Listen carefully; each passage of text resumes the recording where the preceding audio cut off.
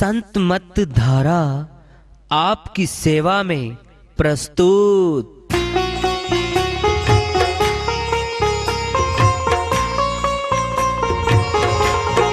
जो चाहता है प्रभु प्यारा वो आओ संत मत धारा, भक्ति भेद बता कर सारा वो कर दे भव के पारा।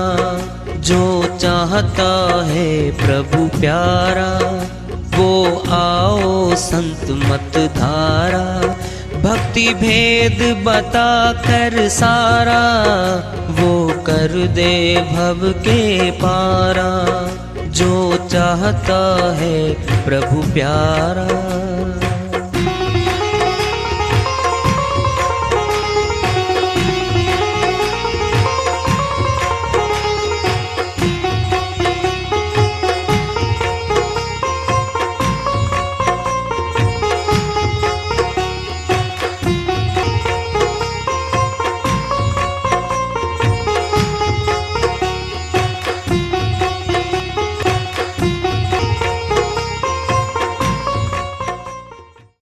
परम पूज्य सदैव स्मरणीय सदगुरु साहिब की जय हो। सतनाम साहेब आदरणीय सर्व संतों की जय हो। उपस्थित आदर के योग प्रभु प्रेमी एवं जिज्ञासु आत्माओं, हम सभी पूर्ण पिता परमात्मा सभी सृष्टियों के रचनहार कुल मालिक हम सब के जीवन का आधार उनकी महिमा को सुनने के लिए एकत्रित हैं। मेरी सभी से अर्ज है कि मैं कोई जगत गुरु नहीं, कोई महाराज नहीं, कोई महामंडलेश्वर नहीं, मैं केवल सभी संतों की चरणों की धूल हूँ और आपका भक्ति मार्ग में सहायक हूँ। मैं अपनी सीधी साधी टूटी फूटी भाषा में, संदूकड़ी भाषा में भक्ति भेद के गुड़ रहस्यों को उजागर करने वाले विचार आपके समक्ष रख रहा हूँ। यदि अच्छे लगे अपनाएं, नहीं तो गैर जरूरी समझकर विसार दें। जिस मालिक ने दया करके आजाद तन दिया, खड़ी गर्दन करके चलने वाला तन के चलता है मनुष्य। खड़ी गर्दन है मनुष्य को छोड़ के 84 के सारे जीव हैं, गर्दन नीचे पड़ी है। शेर तो है, जंगल का राजा भी है, एक दहाड़ लगा देना हाथी जैसा भारी भरकम पशु डर के मारे भाग जाए। आम जीव की तो बात ही कुछ नहीं। जब सर्कसें होती थी बहुत पहले, सर्कसों में आमतौर पे हाथी, शेर आदि, चीते आदि, घोड़े आदि, ऊंट आदि की कलाबाजियां उनके द्वारा कुछ करतब दिखवाए जाते थे। शहर से दूर सर्कसें का स्थान दिया जाता था। पिंड में दृष्टांत ले लो तो 8-10 शेर पिंजरों में रहते थे सर्कस में। उस शहर की जो आबादी सर्कस के आसपास होती थी, जो दहाड़ मारते थे ना शेर, गाय भैंस डरती थी। उनके नीचे दूध 2-2 किलो तक कम हो जाता था डर में। गाय तो इतना डरपोक पशु है शेर से, एक दहाड़ मार देना गाय को बच्चा फेंक दे। इतना शक्तिशाली जानवर है वो।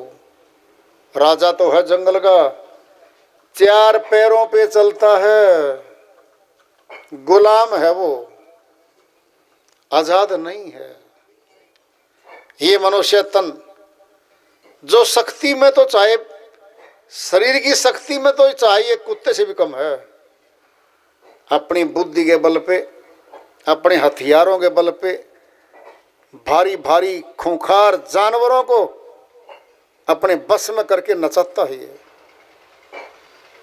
बहुत शक्तिशाली है, इसके पास दिमाग मालिक ने दिया है, बुद्धि दी है। किस लिए दी है ये विचार करना, किस लिए दी है।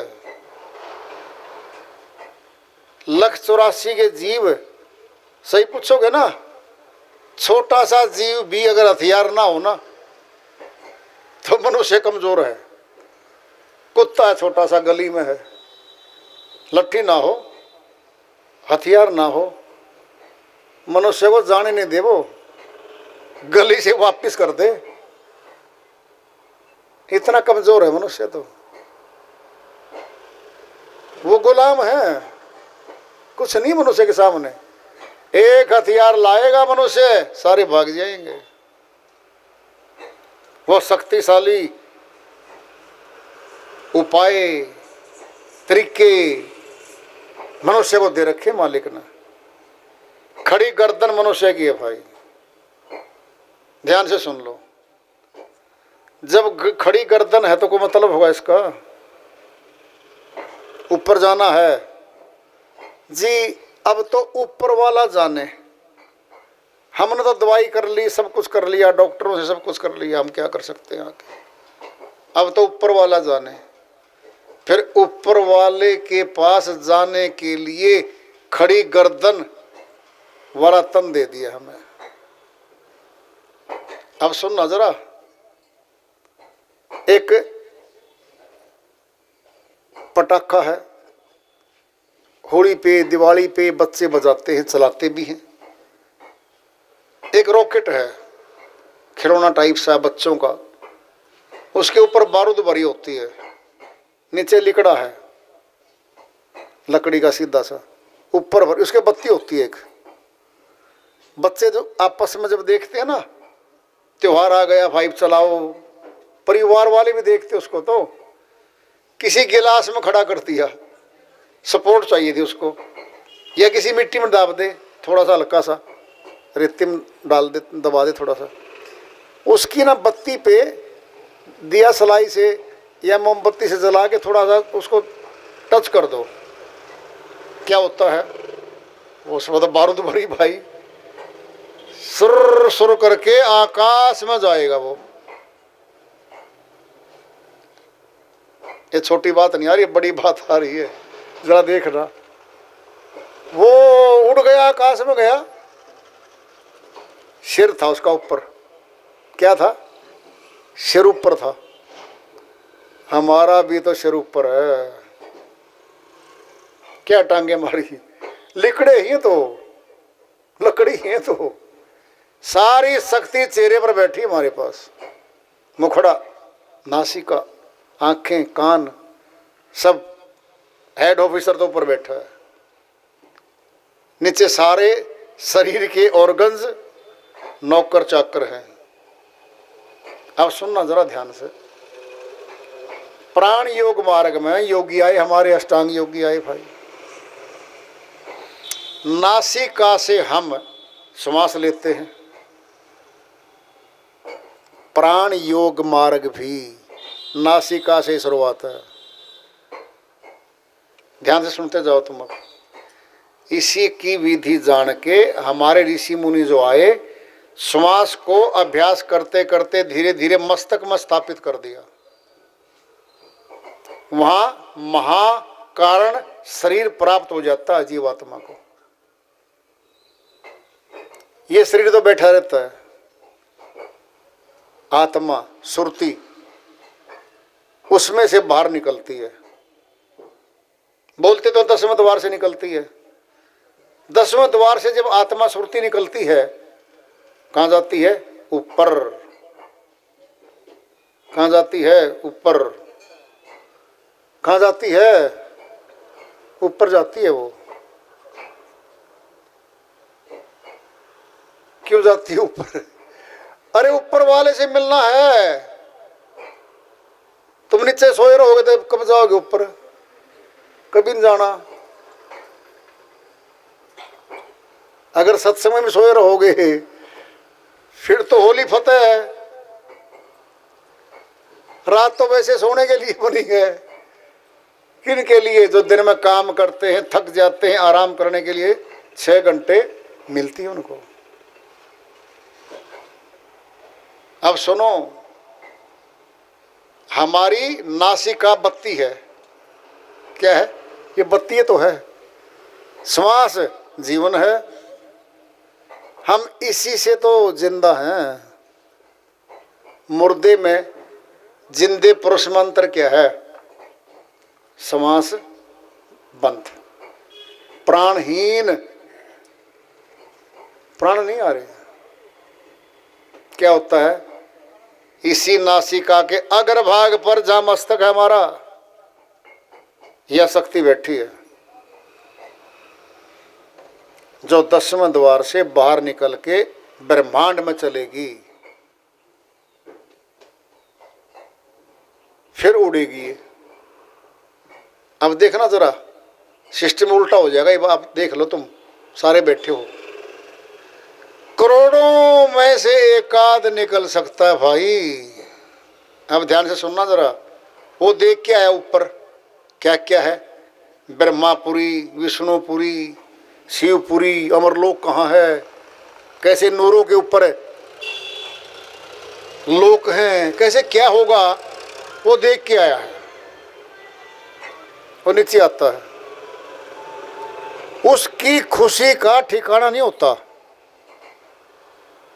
न महल मिला उसको, ध्यान से सुन लो, न तो महल मिला कोई नीचे, न कोई राजा का पद ले आया, न कोई हीरे जवाहरात ऊपर से ले आया। वो नीचे वालों के लिए कुछ नहीं लेकर आया। वो कोई बच्चे देखे, मम्मी क्या लाए हो, पापा जी क्या लाए, ऊपर से कुछ नहीं है किसी के लिए। उसकी खुशी का ठिकाना नहीं है। क्यों?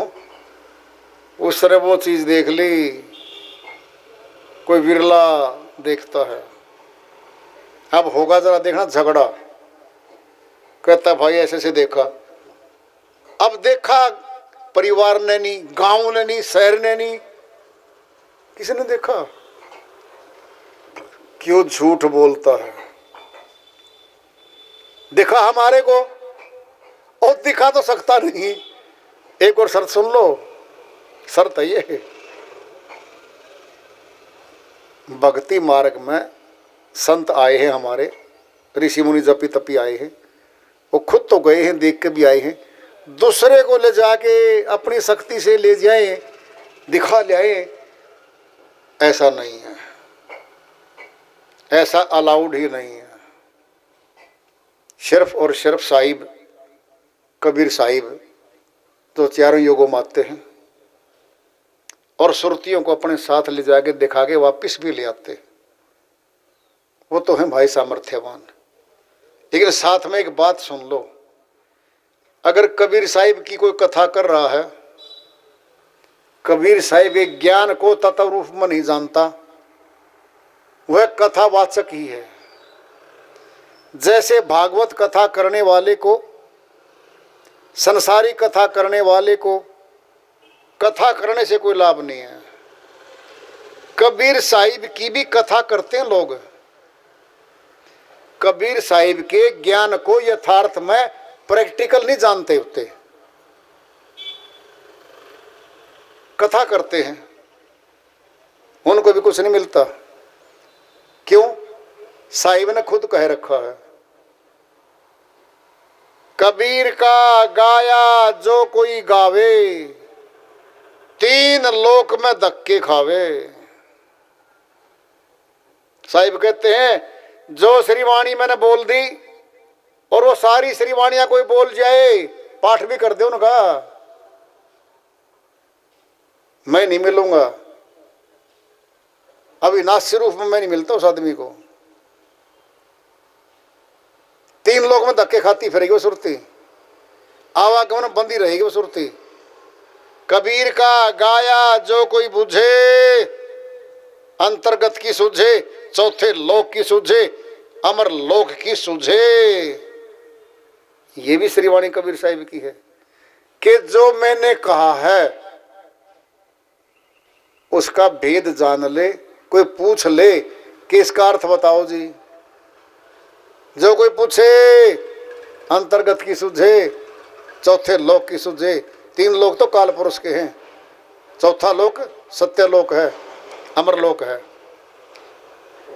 तो साहिब की कोई वाणी बोल बोल के उनकी जीवन लीला को सुना दे, कथावाचक है वह व्यक्ति, तत्व ज्ञान का भेदी नहीं है वह व्यक्ति।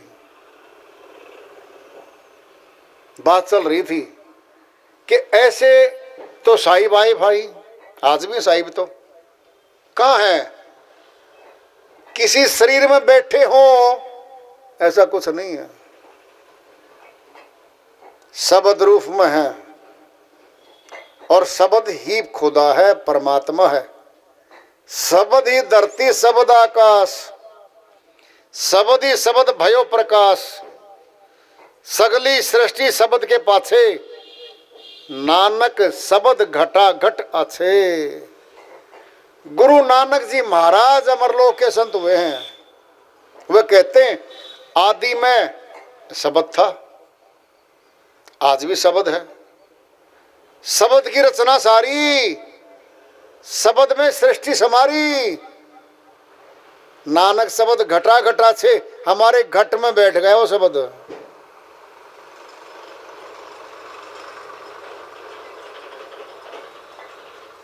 कौन है शब्द? शब्द हमारा, हम शब्द के, शब्द ही ले तू परख, जो चाहे दीदार को अब मत जाना सरक। कबीर साहिब की श्रीवाणी है। क्या कह रहे हैं वो? शब्द हमारा है भाई और हम ही शब्द के हैं, और शब्द ही ले तू परख। कैसे परखोगे? कपड़ा हाथ में आता है, हम जाते कपड़े की दुकान पे कपड़ा खरीदने, क्या देता अगला? थोड़ा खोल के पन्ना, कुछ कपड़े का टुकड़ा आगे सरकाता, लो जी देखो। हम चेक करते होंगे लियो चिकना है, कैसा है, खुरदरा है, कैसा है। यानी कैसे परख करोगे? वस्तु सामने आई है तो परख कर रहे हो। साहिब क्या कह रहे? कबीर साहिब, जो चाहे दीदार को मजाना सरक, परख ले। परख कब होगी? वस्तु सामने होगी तो परख होगी। वस्तु सामने नहीं है फिर किसकी परख भाई? शब्द हमारा, हम शब्द के, शब्द ब्रह्म का कूप, ब्रह्म का कूप है वो। जो चाहे दीदार को परख, शब्द का रूप। कबीर साहिब अन्य श्रीवाणी में कह रहे हैं शब्द हमारा, हम शब्द के, और शब्द ब्रह्म का कूप। यही है कुआं, सागर, अथा, यही है। जो चाहे दीदार को अगर दर्शन करना चाहता है तो परख शब्द का रूप। ये श्रीवाणी भी साहिब की है। फिर इन श्रीवाणियों को छोड़ दे क्या? कथा पकड़ ले क्या? बोलो। जो चाहे दीदार को, दर्शन को, अगर मेरे दर्शन करना चाहता है तो परख शब्द का रूप। शब्द का रूप देख ले। सुनना है सुन लो, गहरी बात बताई जा रही है आपको। हमारे त्रिवेणी घाट से मुखड़े से शब्द बोल रहा है। टेलीविजन में हम दूर बैठे हैं, चाहे टेलीकास्ट अमेरिका से हो रहा हो चाहे दिल्ली से यहाँ हो रहा हो, बोलने वाले के होंठ बजते हैं, उसकी फोटो आती है, लेकिन जो शब्द तैर के गया उसकी तो कोई फोटो नहीं। यही ले लो ना, वक्ता बैठा है तुम्हारे सामने, बोल रहा है वो। सारे शब्द होठ से निकले, आकाश मार्ग में तैर गए। हमारे कान के बीच में और वक्ता के बीच में शब्द है, फिर वो तो नहीं दिखते। परखण की बात आ रही है, परखवा जाता है यहाँ पे।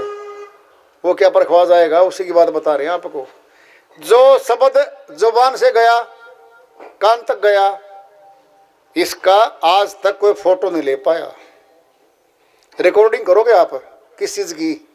ऑडियो, आवाज की रिकॉर्डिंग कर रहे हो आप, फोटो ले रहे हो मनुष्य की, चेहरे की, होठों की, होठ बज रहे हैं, लेकिन जो शब्द तैर गया, कान तक गया, उसकी तो न तो ऑडियो बनती, न वीडियो बनती, न को बना सकता, पैदा कभी हो नहीं सकता। जो शब्द की फोटो ले दे तो ये है वो शब्द। कौन है ये? खुद मालिक है ये शब्द। इसी के बारे में कहा था नानक जी महाराज ने, सब धरती शब्द आकाश। घट में बैठ गए आके, त्रिवेणी घाट कौन बोलता है? बोलो शब्द, बोलो शब्द। फिर दिखता है क्या? नहीं दिखता। साहिब की श्रीवाणी आ रही है, जो चाहे दीदार को परख शब्द का रूप। तो तीन बातें पैदा हो गई। प्रथम तो शब्द है वो, फिर दिखता भी है, फिर तीसरा रूप भी है। अब रूप को भी दूर करेंगे साहिब। रेख रूप जही का नहीं, अधर धरो नहीं दे, गगन मंडल के मध्य में निरखो पुरुष विदे। सर्वोच्च वाणी आगे साहिब की। न रेख है, न रंग है, न रूप है उस शब्द का। लोगों तुम्हें क्या दिखाऊं मैं? रेख रूप जही का नहीं, अधर धरो नहीं दे, गगन मंडल के मध्य में। बोलो, बोल क्या रहे हैं? गगन मंडल के बीच में निरखो पुरुष विदे। उस विदेही पुरुष को देख लो। जब रंग नहीं, रूप नहीं, फिर क्या देख ले?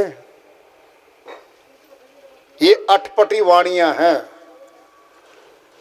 क्या ये? अटपटी वाणियां हैं, भेदों से भरी हैं। अगर यही समझ में आ गई हमारे, फिर तो हम सर्वोच्च ज्ञानी हो गए, सर्वोच्च ज्ञानी बन गए हम तो। यही समझ में नहीं आ सकती बिना शब्द भेदी गुरु के, जनाए बिना ये समझ में नहीं आती। सुनना है अभी ले लो। परमात्मा तो निराकार है जी, होगी छुट्टी। जरूरत नहीं कुछ भी खोजने की, ना पूछने की, एक ही लिख दिया, वो तो निराकार है जी, बस जी छुट्टी। बस अब क्या है? जब निराकार हो गया, न तो देखना, न देखने की कोशिश करना। किनका ये मत? जो उस अविनाशी को देख नहीं पाए, क्या कह दिया? निराकार। जाओ जी, छुट्टी कर दिया, वो निराकार है जी, और ही दिखता। फिर रहो घर में अपना, मकान देखो, परिवार देखो, नोट देखो, परमात्मा को तो देखना ही नहीं बस। फिर किसको मिलोगे? है? बोलो। सारी चीज साकार में देखता है, निराकार बना दिया। अरे भाई, साकार निराकार दोनों से न्यारा, जानेगा कोई जानन हारा। कबीर साहिब दो तरह की बातें स्पष्ट कर रहे हैं। वह साकार भी नहीं है, मनुष्य के शरीर जैसा शरीर हो ऐसा भी नहीं है, और निराकार भी नहीं है वो तो। साकार निराकार दोनों से न्यारा, जानेगा कोई जानन हारा। बोलो, वो दिखा दिया, अब स्पष्ट कर दिया। जो दोनों से न्यारा जानता है वो उसको जानता है। ये श्री वाणियां कथाओं में नहीं आ करती। सुन लो ध्यान से। तुमने हजारों प्रचारकों के सत्संग सुने होंगे, टेलीविजन पे, यूट्यूब पे, जिंदा भी और लाइव भी सुने होंगे। अहंकार की बात नहीं कह रहे हम, ये श्री वाणियां नहीं आ करती वहां। 5वीं 10वीं तक का ज्ञान है उन लोगों पे। पाठ करवा के, मनोकामनाओं का चारा फेंक के, 10-20 हजार रुपए लेके हमारे से ठगी मार के चले जाएंगे वो लोग। परमात्मा का नाम बिकता है क्या? परमात्मा फीस लेता है क्या किसी से? कभी तुमने विचार भी नहीं किया। आज तक परमात्मा ने 1 ग्राम किसी का भोग लगाया हो, किसी मिठाई का, कोई पैसा छुआ भी हो? बोलो, ये कारोबार कौन कर रहा है बीच में? पाठ कराओ 3,000 से 20,000 तक दे दो।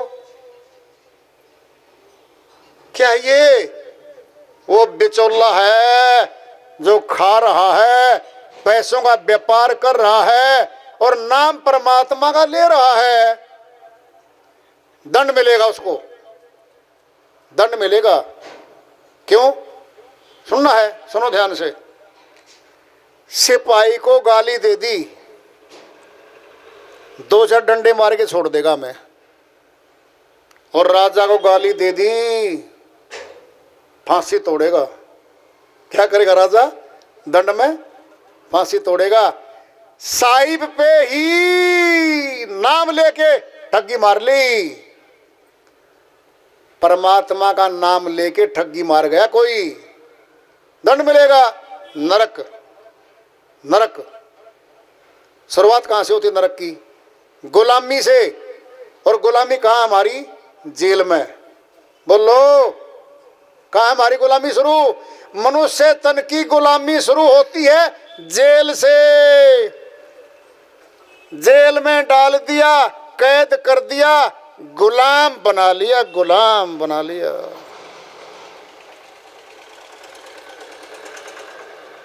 इतनी भी समझ नहीं आती क्या?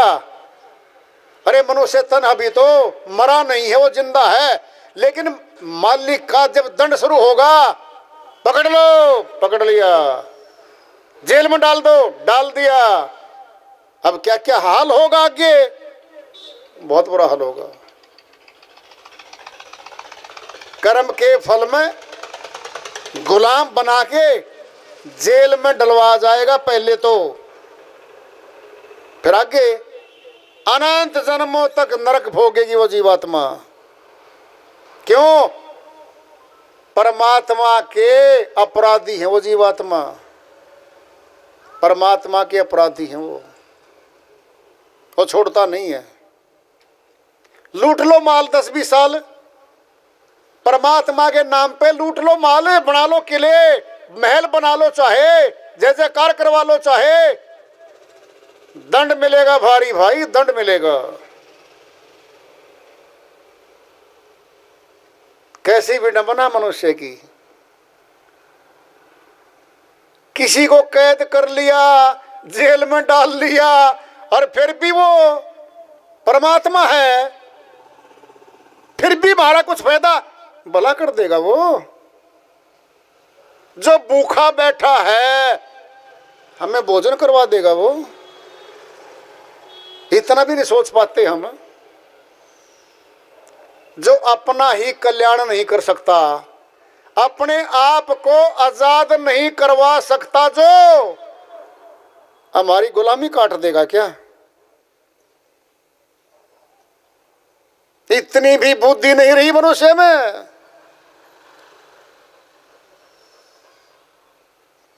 क्या है ये? ध्यान से सुन लो साहिब, ऐसा वक्त कभी नहीं रहा जब साहिब नहीं रहे हों, नहीं रहेंगे। वो हर समय हर जगह हैं, हर जगह मौजूद है, पर नजर आता नहीं। योग साधना के बिना कोई उसे पाता नहीं। साहिब कहते हैं भाई योग साधना है, तरीका है, नुक्ता है, देख लो। जर्रे जर्रे में झांकी भगवान की, किसी सूझ वाली आंख ने पहचान की। कबीर साहिब की श्रीवाणी है, लिख लो, याद कर लो, काट के दिखा दो कोई कि साहिब की वाणी नहीं है। सुन लो, खुलासा सुनो। जर्रे जर्रे में है झांकी भगवान की, किसी सूझ वाली आंख ने पहचान की। साहिब कहते हैं परमात्मा की शक्ति जर्रे जर्रे में बैठी है। सूझ वाली आंख चाहिएगी, पाठ नहीं कहा चाहिएगा, बारी कर्म कांड कहा नहीं चाहिएगा, नहीं। सूझ वाली आंख ने पहचान की। किसको पहचानोगे? इसको देखोगे। बोलो, जब साहिब कह रहे मैं जर्रे जर्रे में हूं, फिर कहीं उसको बना के बिठा दो कहीं एक जगह, है शक्ति किसी में? एक जगह कैद कर देंगे परमात्मा को कि इस बिल्डिंग में कैद कर दिया, किसी शरीर में कैद कर दिया। बोलो, तुम समझ भी नहीं पा रहे हो। साहिब आए, क्या उनके अंग संग, क्या उनके शिष्य, क्या उनके गुरु भाई, क्या उनके साथ में महात्मा लोग नहीं थे? क्या वो महात्मा लोग भक्ति नहीं करते थे? बोलो, क्या परमात्मा के जाने के बाद, साहिब के जाने के बाद क्या संत मत छुप गया था? ना, लगातार चला रहा है। भेदी गुरुओं की परंपरा में है, उनका नाम है शब्द भेदी गुरु। जब कहते साहिब जर्रे जर्रे में देख रहा हूं, देख लो, मैं दिखता हूं, दिखते हैं वो तो किस रूप में? किसी कल्पना करके किसी फोटो के रूप में देख रहे हो, गलत बात है। वह नूर रूप में है, नूर रूप में है, नूर।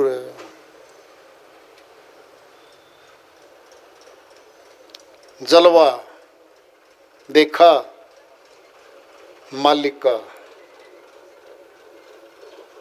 सोचो, देखो, तुम इस बात पे थोड़ा विचार करके देखो। अरे भाई, कबीर साहिब कथा करने वाले का नाम कथावाचक है। कबीर साहिब के तत्व रूप में ज्ञान जानने वाले का नाम है तत्व ज्ञानी शब्द भेदी गुरु। वह शब्द भेदी है, शब्द का भेद जानता है, शब्द की वाणी बोलता है। सूरत शब्द योग है वो। सूरत कहते हैं आत्मा को, शब्द कहते हैं परमात्मा को। वो सूर शब्द योग है संतों का। जबान के मंत्र का योग नहीं हुआ करता और प्राण का योग भी नहीं हुआ करता। आखिरी में सुनोगे, इस शरीर में, इस काया में भी मालिक से मिलने का योग नहीं है, वह तो कुछ और है। सारे योग फेल हो जाते हैं वहां पर जब उसकी शुरुआत होती है। कठिन तो है, आसान बहुत है। आसान क्यों है? बाहरी मंत्र नहीं पढ़ना, कठिन भाषा नहीं सीखनी, घर से बाहर नहीं जाना, खर्चा कुछ नहीं है, घर में बैठो, घर में करो। आसान तो नहीं हो गया। मुश्किल क्यों है? इसके बीच में क्या क्या आएगा? तीर्थ, व्रत, जप, तप, यज्ञ, हवन, पाठ और बहुत कर्मकांड आ गए। मालिक दूर होता गया, दूर होता गया, दूर गया, ये आगे बीच में। जब मिलेंगे तो क्या करेंगे? इनको हटाओ, पर्दे हटाओ, पर्दे हटाओ, पर्दे हटाओ। जब सारे पर्दे हट जाएंगे तब रूबरू हो जाएगा। जिधर देखता हूं उधर तू ही तू है, हर शय में तेरा जलवा दिखता रूबरू है। कबीर साहिब कहते हैं भाई वो तो हर घट में दिखता है मेरे को। जिधर देखता हूं उधर तू ही तू है, हर शय में तेरा जलवा दिखता रूबरू है, हर वस्तु में, हर जर्रे में आप दिख रहे हो मालिक। जब वो दिख रहे हैं फिर आप आप उनको एक शरीर में बिठा दोगे क्या? बोलो नहीं भाई नहीं, ये धोखा हो रहा है।